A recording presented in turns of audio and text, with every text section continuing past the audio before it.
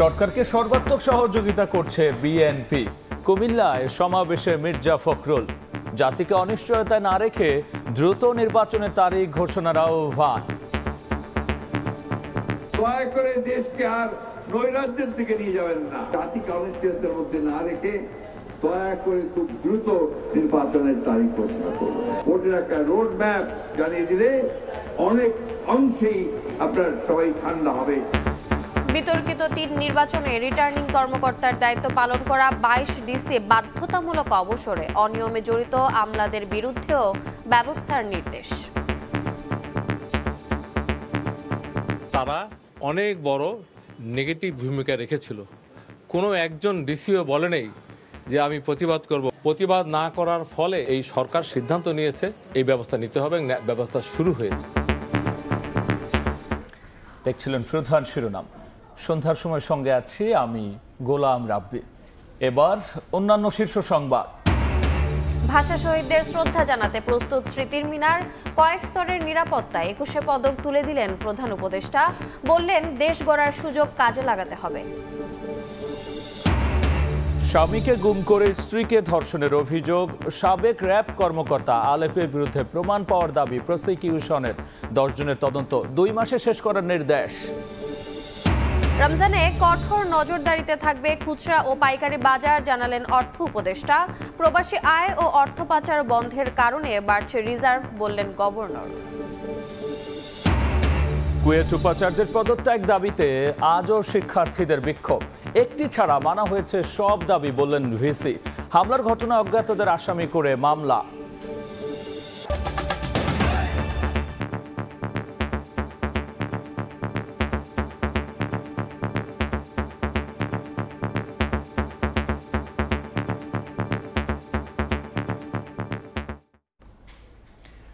জাতিকে অনিশ্চয়তায় না রেখে দ্রুত নির্বাচনের তারিখ ঘোষণার আহ্বান জানিয়েছেন বিএনপির মহাসচিব মির্জা ফখরুল ইসলাম আলমগীর। কুমিল্লায় দলটির সমাবেশে তিনি বলেছেন সরকারকে তার দল সর্বাত্মক সহযোগিতা করছে, আর দেশ নিয়ে ষড়যন্ত্র হচ্ছে উল্লেখ করে বিএনপির মহাসচিব বলেছেন ঐক্য নষ্ট হয়, রাজনীতিকদের এমন বক্তব্য দেয়া উচিত নয়। এছাড়াও বিভিন্ন জেলায় দলটির সমাবেশে অংশ নিয়ে কর্মীদের জাতীয় নির্বাচনের প্রস্তুতি নেয়ারও পরামর্শ দিয়েছেন কেন্দ্রীয় নেতারা।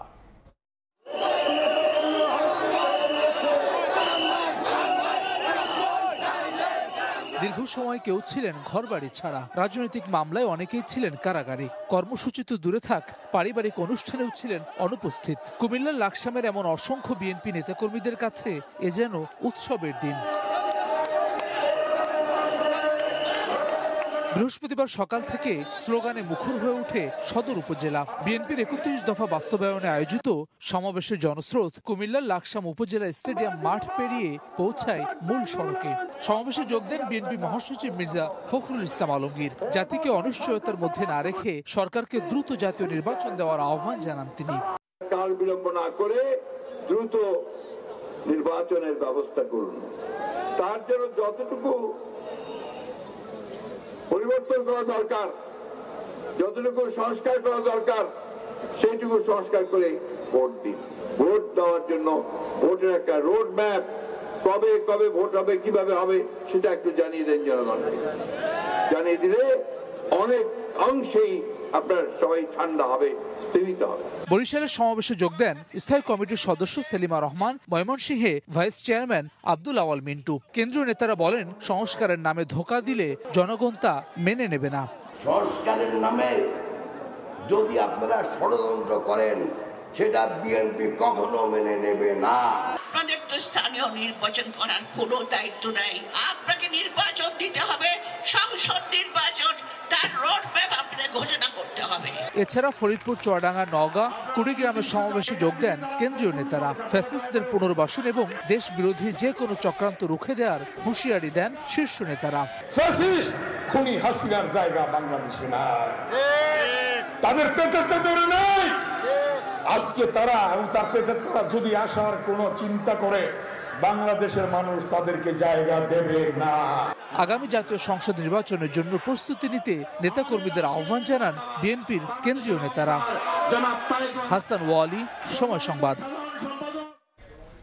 বিতর্কিত ৩ নির্বাচনে রিটার্নিং কর্মকর্তার দায়িত্ব পালনকারী ২২ ডিসিকে বাধ্যতামূলক অবসরে পাঠিয়েছে জনপ্রশাসন মন্ত্রণালয়। এসব ডিসিদের চাকরির বয়স ২৫ বছরের বেশি। এর আগে ২ দফায় ওএসডি করা হয় ৪৫ জনকে। তাদের চাকরির বয়স ২৫ বছরের নিচে।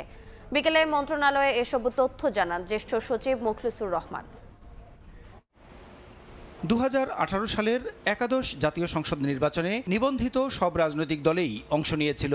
তবে ওই নির্বাচনে দিনের ভোট রাতে হয় বলে অভিযোগ ওঠে। ক্ষমতার অপব্যবহার, ভোট জালিয়াতি ও আর্থিক লেনদেনের অভিযোগগুলোর বিষয়ে এরই মধ্যে অনুসন্ধান শুরু করেছে দুর্নীতি দমন কমিশন।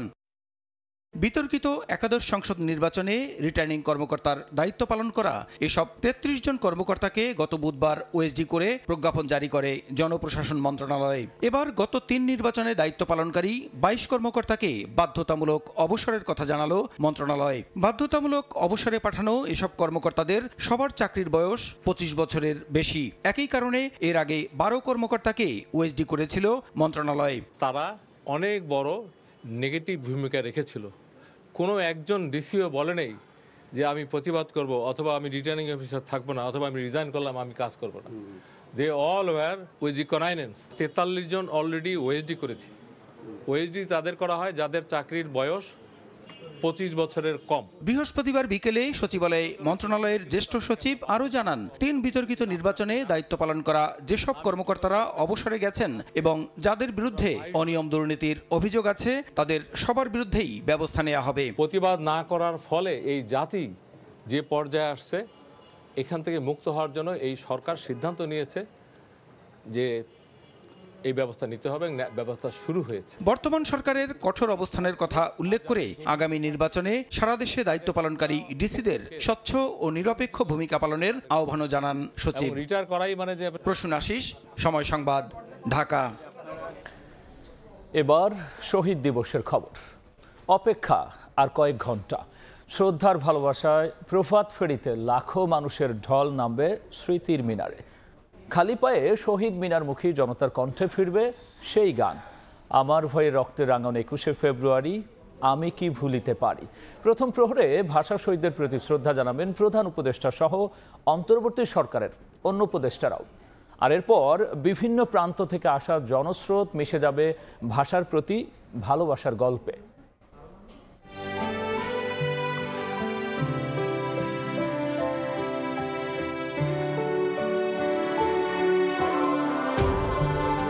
আর মাত্র কয়েক ঘন্টা, এরপরই বাঙালি শ্রদ্ধা ভরে স্মরণ করবে ৫২ ভাষা আন্দোলনের বীর শহীদদের। কেন্দ্রীয় শহীদ মিনারে নামবে লাখো মানুষের ঢল, আর তাদের বরণ করে নিতেই এত আয়োজন। যেহেতু অনেক জায়গায় পরিবর্তন আসছে, আলপনাতেও আমরা চেষ্টা করেছি একটা নতুন পরিবর্তন আনতে। মানুষ আসবে, দেখবে, তাদেরও মন ভালো হয়ে যাবে। এবার শুধু হচ্ছে ৩টা রঙের তৈরি করা হচ্ছে আলপনাগুলো, সাদা, লাল আর কালো। নিরাপদ হবে অমর ২১-এর প্রথম প্রহর, নিরাপদ হবে ২১-এর প্রথম প্রহরে নগ্ন পায়ে শহীদ মিনার যাত্রা। জনগণের এমন প্রত্যাশাকে মাথায় রেখে ট্রাফিক ব্যবস্থায় আনা হয়েছে পরিবর্তন। একমাত্র পলাশী ক্রসিং দিয়েই প্রবেশ করা যাবে কেন্দ্রীয় শহীদ মিনারে। ফুল দেয়া শেষে দোয়েল চত্বর হয়ে টিএসসি, চানখারপুল এবং হাইকোর্টের দিক দিয়ে করতে হবে প্রস্থান। পলাশী থেকে জগন্নাথ হল ক্রসিং হয়ে কেন্দ্রীয় শহীদ মিনারে আসতে পারবে। আবার এক্সিট পয়েন্ট হলো শহীদ মিনারে শ্রদ্ধা নিবেদন শেষে রমনা ক্রসিং হয়ে দোয়েল চত্বর হয়ে অন্যদিকে বেরোতে পারবেন। এদিকে সার্বিক নিরাপত্তায় ডিএমপির পক্ষ থেকে সাজানো হয়েছে কয়েক স্তরের নিরাপত্তা ব্যবস্থা। বিপুল পুলিশ সদস্যদের সঙ্গে শহীদ মিনারের ১ কিলোমিটার এলাকায় থাকবে মোবাইল টিমও। আমাদের বিভিন্ন মোবাইল টিম সতর্ক অবস্থায় নিরাপত্তা ব্যবস্থা নিশ্চিত করবে। পরিবর্তিত পরিস্থিতিতে এবারের আয়োজনে আছে কিছুটা ভিন্নতা। প্রথম প্রহরে রাষ্ট্রের গুরুত্বপূর্ণ ব্যক্তিবর্গের শ্রদ্ধা নিবেদন শেষে মিনার বেদি উন্মুক্ত করে দেয়া হবে সর্বসাধারণের জন্য। আইন শৃঙ্খলা বাহিনীর প্রচেষ্টা সন্তোষজনক জানিয়ে আয়োজকদের দাবি শঙ্কা নেই কোনো বিশৃঙ্খলার। ধ্রুব ব্যানার্জি, সময় সংবাদ, ঢাকা। এই মুহূর্তে কেন্দ্রীয় শহীদ মিনারে আছেন সহকর্মী জুম্মান সাদিক জাভেন। সরাসরি যাচ্ছি তার কাছে। পরই কিন্তু এই যে শহীদ বেদি, শহীদ মিনার তা প্রস্তুত করা হয়েছে যে উদ্দেশ্যে যে পুষ্পস্তবক অর্পণ করা হবে 52 ভাষা শহীদদের স্মরণে, তার সবশেষ প্রস্তুতি চলছে। একেবারে কিন্তু আমরা দেখছি সকাল পর্যন্ত আমরা দেখছিলাম আলপনা করা হচ্ছিল এবং রাজপথ যেটি শহীদ মিনারে এসে মিলেছে ঢাকা বিশ্ববিদ্যালয়ের থেকে দোয়েল চত্বর এবং মেডিকেলের সামনের যে সড়কটি সেটি কিন্তু আমরা দেখেছিলাম যে আলপনা করে সেটিকে সুসজ্জিত করা হয়েছিল। মূলত 3টি রঙেরই প্রাধান্য দেখেছি আমরা, সাদা, কালো এবং লাল, যেটি কিনা 52 ভাষার প্রতীকী রং বলা যেতে পারে। এবং একই সঙ্গে আমরা দুপুরের পর থেকে অর্থাৎ বিকেল থেকে দেখছি নিশ্চিদ্র নিরাপত্তা বেষ্টনীতে আস্তে আস্তে মুড়ে ফেলা হয়েছে পুরো শহীদ মিনার এলাকা এবং আশপাশের সড়কগুলোকে। কয়েক স্তর বিশিষ্ট নিরাপত্তা বেষ্টনী আমরা এখানে লক্ষ্য করেছি। এখানে পিজিআরের সদস্যরা রয়েছেন, তারা কিন্তু প্রায় 3টার পর থেকে আসলে শহীদ মিনার বেদির আশপাশে আসলে কাউকে আর সাধারণ মানুষ প্রবেশ করতে পারেনি। এবং আমরা দেখছি এখন শেষ মুহূর্তে যেই পরিচ্ছন্নতা কর্মী যারা আছেন তারা পুরো শহীদ বেদিটিকে কিন্তু যে পাতা পড়ে আছে কিংবা ধুলোবালি আছে সেটিকে একেবারে ধুয়ে মুছে সাফ করছেন। এবং এখানকার যারা নিরাপত্তা কর্মী যারা রয়েছেন, কিছুক্ষণ আগেও আমরা দেখেছি তারা পুরো এলাকাটিতে ডগ স্কোয়াড সহ সেটি টহল দিয়েছেন এবং নিশ্চিদ্র নিরাপত্তা ব্যবস্থা এবং এখানকার যে চলাচল সেটি কিন্তু 8টা থেকে 9টার মধ্যে পুরোপুরি বন্ধ করে দেওয়া হবে। তো এই ছিল এখনো পর্যন্ত আমার কাছে শহীদ মিনারের প্রভাত ফেরির পূর্ব প্রস্তুতির সবশেষ খবর। আমরা সরাসরি ছিলাম কেন্দ্রীয় শহীদ মিনারে। ছাত্র জনতার অভ্যুত্থানে অর্জিত দেশ গড়ার সুযোগ কাজে লাগাতে হবে। 21শে পদক প্রদান অনুষ্ঠানে কথা বলেছেন প্রধান উপদেষ্টা ডক্টর মোহাম্মদ ইউনূস। দেশের জন্য বিরল সম্মান বয়ে আনা নারী ফুটবল দলকে পদক দিতে পেরে জাতি আনন্দিত বলেও জানান তিনি। বিভিন্ন বিষয়ে গুরুত্বপূর্ণ অবদান রাখায় এবার 18 বিশিষ্ট ব্যক্তি ও দলকে 21শে পদক তুলে দেন প্রধান উপদেষ্টা। এ যেন দেশের কৃতি সন্তানদের মিলন মেলা। নিজেদের মেধা, শ্রম আর নিরলস প্রচেষ্টায় যারা সমৃদ্ধ করেছেন দেশকে, সেসব গুণীদের হাতে দেশের দ্বিতীয় সর্বোচ্চ বেসামরিক সম্মাননা 21শে পদক তুলে দেন প্রধান উপদেষ্টা ডক্টর মোহাম্মদ ইউনূস। দেশ গঠনে বিশেষ ভূমিকা রাখায় 18 ব্যক্তি ও প্রতিষ্ঠানকে দেয়া হয় 21শে পদক। বক্তব্যের শুরুতেই প্রধান উপদেষ্টা ডক্টর মোহাম্মদ ইউনূস বলেন, নারী ফুটবল দল বিশ্বে বাংলাদেশের জন্য বিরল সম্মান বয়ে এনেছে। আমরা এখন অতীতের যে কোনো সময়ের চাইতে বেশি শক্তিশালী, উদ্যমী এবং সৃজনশীল। আমাদের তরুণ প্রজন্মের স্বপ্ন অতীতের যে কোনো প্রজন্মের স্বপ্নের চাইতে দুঃসাহসী, বিশেষ করে নারী ফুটবল টিমের জন্য। জুলাই বিপ্লবের শহীদদের স্মরণ করে প্রধান উপদেষ্টা বলেন, গণ অভ্যুত্থানের মাধ্যমে নতুন বাংলাদেশ সৃষ্টি হয়েছে। দেশের পরিবর্তিত পরিস্থিতিতে এবারের অমর একুশে নতুন তাৎপর্য নিয়ে আমাদের সামনে উপস্থিত হয়েছে। আমরা জানি 21শে ফেব্রুয়ারি আমাদের আত্মপরিচয়ের অবিনাশী স্মারক। এ সময় প্রধান উপদেষ্টা তরুণদের দেশ গঠনে এগিয়ে আসার আহ্বান জানিয়ে বলেন, তাদের সীমাহীন উদ্যম কাজে লাগিয়ে পৃথিবীও বদলে দেওয়া সম্ভব। নাজমুস সালেহী, সময় সংবাদ, ঢাকা। সন্ধ্যার সময়ে আরো থাকছে। চট্টগ্রাম ওয়াসার সুয়ারেজ প্রকল্পে অনিয়ম ও সাবেক ব্যবস্থাপনা পরিচালকের বিরুদ্ধে দুর্নীতির অভিযোগ। তদন্তে দুদকের অভিযান, প্রমাণিত হলে আইনি ব্যবস্থা। মাটির 1250 ফুট পর্যন্ত গভীর চাপ নিতে পারে আরএফএল ইউপিভিসি ক্লাস পাইপের বস, না কিনলে লস। সাবেক আইজিপি চৌধুরী আব্দুল্লাল মামুনের মোবাইল ফোন খুঁজছে তদন্ত সংস্থা। জিজ্ঞাসাবাদে মোবাইল হারানোর তথ্যকে অবিশ্বাস্য বলছেন চিফ প্রসিকিউটর। এদিকে সাবেক র্যাব কর্মকর্তা আলেপ উদ্দিনের বিরুদ্ধে স্বামীকে গুম করে স্ত্রীকে ধর্ষণের প্রাথমিক তথ্য পাওয়ার কথা জানিয়েছেন তিনি। আর সাবেক সেনা কর্মকর্তা জিয়াউল আহসান সহ 10 জনের তদন্ত 2 মাসে শেষ করার নির্দেশনা দিয়েছেন বিশেষ ট্রাইব্যুনাল। চৌধুরী আব্দুল্লাল মামুন জুলাই আন্দোলনের সময় ছিলেন পুলিশের প্রধান। ছাত্র জনতার আন্দোলন দমনের পরিকল্পনা, নির্বিচারে গুলি করার নির্দেশ দেওয়ার অভিযোগ রয়েছে তার বিরুদ্ধে। গণহত্যার মামলায় আন্তর্জাতিক অপরাধ ট্রাইব্যুনালে বিচারের মুখোমুখি সাবেক এই আইজিপি। মামুনকে এরই মধ্যে এক দফা জিজ্ঞাসাবাদ করেছে তদন্ত সংস্থা, কিন্তু এখন পর্যন্ত তার ব্যবহৃত মোবাইল ফোন উদ্ধার করা যায়নি। কেন উদ্ধার হয়নি মোবাইল, বিষয়টি ট্রাইব্যুনাল জানতে চাইলে চিফ প্রসিকিউটর আদালতকে জানিয়েছেন জিজ্ঞাসাবাদে মোবাইল হারিয়ে গেছে বলে জানিয়েছেন মামুন। এই বিষয়ে তিনি আগে একটা জবানবন্দি দিয়েছেন, সেই জবানবন্দির সূত্র ধরে আরও অনেক তথ্য যেগুলোর ব্যাখ্যা তার কাছ থেকে আমাদের দরকার, সেই বিষয়ে আমরা তাকে জিজ্ঞাসাবাদ করার জন্য একদিনের সময় চেয়েছি। আগামী 23শে ফেব্রুয়ারি তাকে জিজ্ঞাসাবাদের জন্য অনুমতি দিয়েছেন। এদিন সাবেক সেনা কর্মকর্তা জিয়াউল আহসান এবং পুলিশের আরও 8 কর্মকর্তাকে হাজির করা হয় ট্রাইব্যুনালে। এর মধ্যে আলোচিত সাবেক র্যাব কর্মকর্তা আলেপুদ্দিনের বিরুদ্ধে স্বামীকে গুম করে স্ত্রীকে ধর্ষণের অভিযোগ পাওয়ার কথা জানিয়েছেন চিফ প্রসিকিউটর। আলেপুদ্দিনের অভিযোগ সবচাইতে মারাত্মক। তিনি অসংখ্য মানুষকে গুম এবং নির্যাতন করার সাথে জড়িত। একজন আসামিকে গুম করে রাখার সময়ে তার স্বামীকে হত্যার ভয় দেখিয়ে তাকে বাধ্য করে একাধিকবার রমজান মাসে রোজা ভাঙিয়ে তাকে ধর্ষণ করা হয়েছে। এই তথ্য প্রমাণ আদি আমাদের কাছে এসেছে। এই পুলিশ কর্মকর্তাদের দ্বারা গুম নির্যাতনের শিকার ভুক্তভোগীদের ট্রাইব্যুনালে অভিযোগ দাখিল করতে আহ্বান জানিয়েছেন তাজুল ইসলাম। অসংখ্য মানুষকে গুম করার সাথে জড়িত এবং গুমের। আফজার হোসেন, সময় সংবাদ, ঢাকা। দেখছেন সন্ধ্যার সময়। একদম ফ্রেশ বিশ্বমানের প্রযুক্তির সকল সুবিধা নিয়ে ভালো থাকুন আপনিও। কঙ্কা। ভোক্তাদের স্বস্তি দিতে রমজানে খুচরা ও পাইকারি বাজার কঠোরভাবে নজরদারি করা হবে বলে জানিয়েছেন অর্থ উপদেষ্টা ডক্টর সালেহুদ্দিন আহমেদ। বৃহস্পতিবার সচিবালয়ে সরকারি ক্রয় ও অর্থনৈতিক বিষয় সংক্রান্ত উপদেষ্টা কমিটির বৈঠক শেষে তিনি একথা বলেন। জানান, এজন্য ইতোমধ্যেই জেলা প্রশাসক সম্মেলনে নির্দেশনা দেওয়া হয়েছে। আমিও তাদেরকে বলছি লোকাল লেভেলে আপনারা মনিটর করবেন হোলসেলারদের এবং রিটেলারদের, যাতে কোনো রকম ম্যানিপুলেশন যেন না হয়। কারণ খাদ্য অনেক সময় দেখা যায় সাপ্লাই আছে, সেটা ভোক্তার কাছে যায় না, গুদামের পরে থেকে লুকিয়ে রাখে।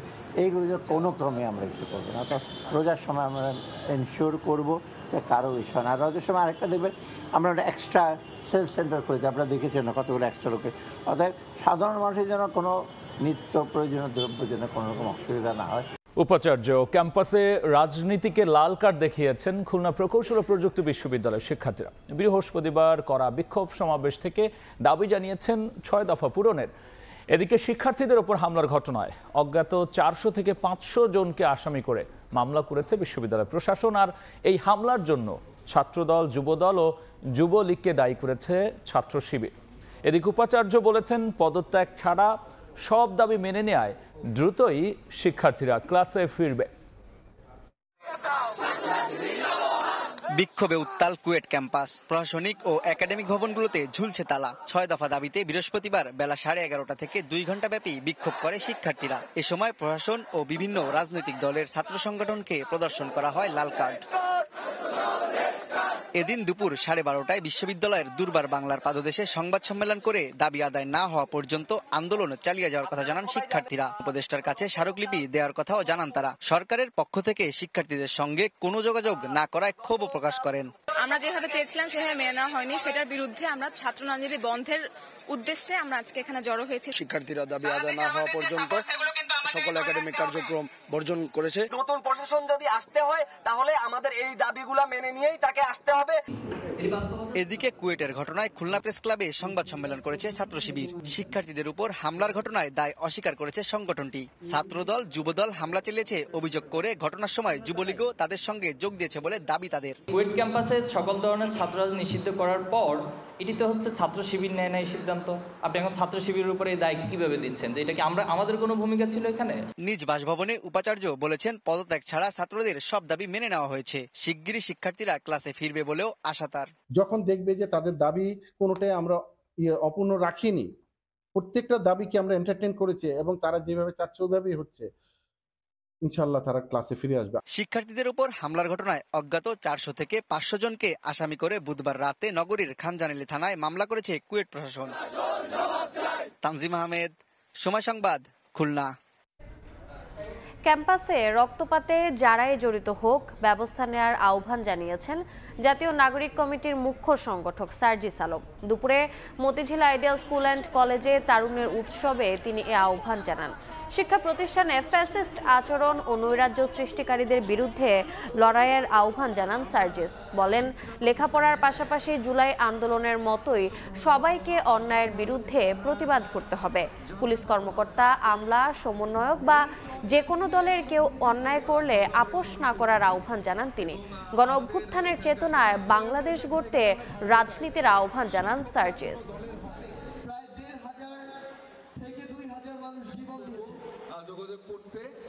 যারা এই অপকর্মগুলো করছে তাদের বিরুদ্ধে প্রকাশ্যে হোক, সোশ্যাল মিডিয়ায় হোক, অন্য যে কোনো প্ল্যাটফর্মে হোক, আমাদের আবারও বুক চিতিয়ে এই অন্যায়গুলোর প্রতিবাদ করা উচিত।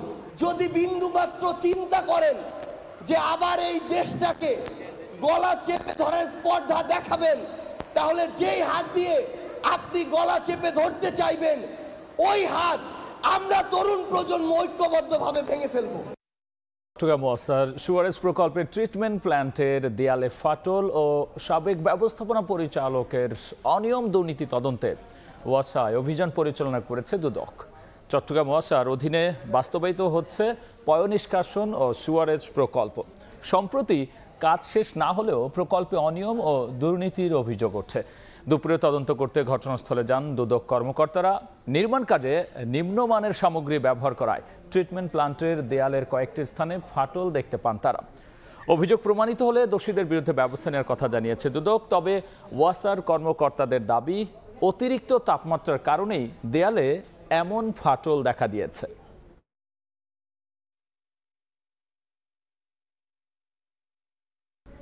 এ পর্যায়ে শীর্ষ সংবাদ জানিয়ে দিচ্ছি আরেকবার।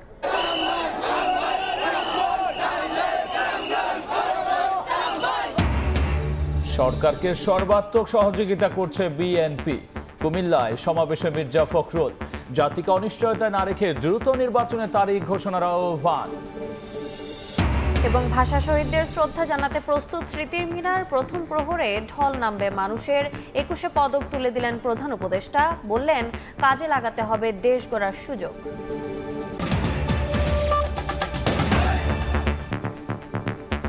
এই ছিল সন্ধ্যার সময়। সঙ্গে থাকুন সময়ের।